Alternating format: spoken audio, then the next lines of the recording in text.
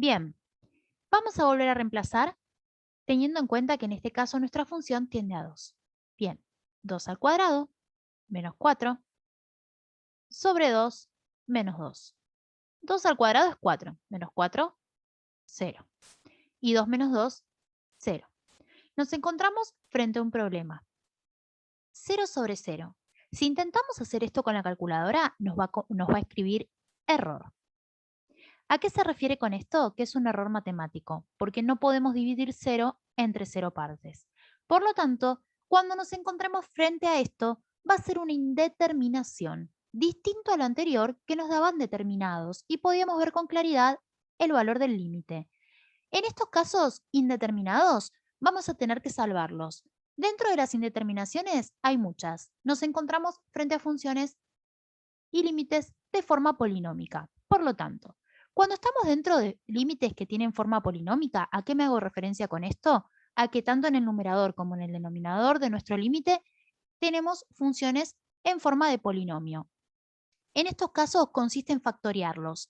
Por lo tanto, lo primero que tenemos que tener en cuenta es cuál es el caso de factoreo que debemos utilizar. Veamos. Se vuelve a escribir límite de x que tiende a 2. Nos fijamos qué caso de factoreo podemos usar en el denominador y por la forma que tiene es una diferencia de cuadrados.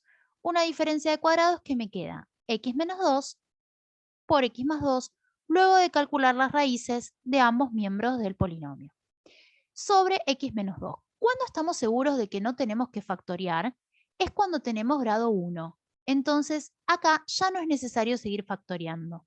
Si tuviésemos grado 2, tenemos que seguir probando con algún caso de factoreo. El objetivo de todo límite es lograr simplificar algo. ¿A qué se refiere ese algo? Algún factor de todo nuestro factoreo. En este caso, x menos 2 y x menos 2 están repetidos tanto en el numerador como en el denominador, así que desaparecen. Volvemos a escribir nuestro límite en la forma que corresponda, con lo que nos quedó, y en este caso nos quedó x más 2. Una vez que lo volvimos a escribir, hacemos ese reemplazo. Otra vez, nuestro límite tiende a 2, ponemos un 2 en el lugar de la x. 2 más 2. Hacemos esa suma y nos queda 4.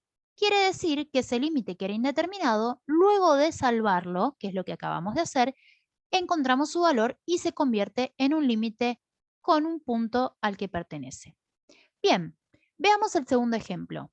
Nuevamente tenemos que hacer ese reemplazo, por lo tanto, vamos a reemplazar por 0 en los lugares que está la x. Y nos queda 0 a la cuarta sobre 0 a la cuarta más 0 a la sexta. Evidentemente nos va a quedar 0 sobre 0, nuevamente. Por lo tanto, estamos de vuelta ante una indeterminación que tenemos que ir a salvar. Entonces, nuevamente vamos a fijarnos qué caso de factoreo podemos utilizar. Es muy importante tener claros los casos de factoreo y estar seguros de que es un límite polinómico porque tanto numerador como denominador tienen forma de polinomios. Bien, escribimos límite de x que tiende a 0. En la parte del numerador no podemos factoriar porque tenemos un monomio, un único término, pero en el denominador tenemos un binomio que tiene repetido en ambos términos a la x. Por lo tanto, vamos a utilizar el caso factor común. Factor común, x a la cuarta. ¿Por qué x a la cuarta? Porque es el múltiplo, ¿sí? El divisor común de ambos términos mínimo. Entonces nos queda x a la cuarta dividido x a la cuarta, 1. Lo mismo dividido lo mismo, 1.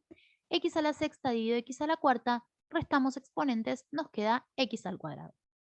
Bien.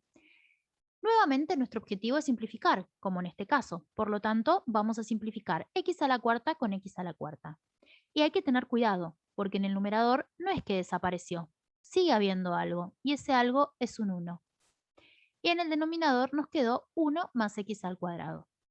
Volvemos a hacer ese reemplazo, porque no nos olvidemos que el límite tiende a 0, y nos va a quedar 1 sobre 1 más 0 al cuadrado.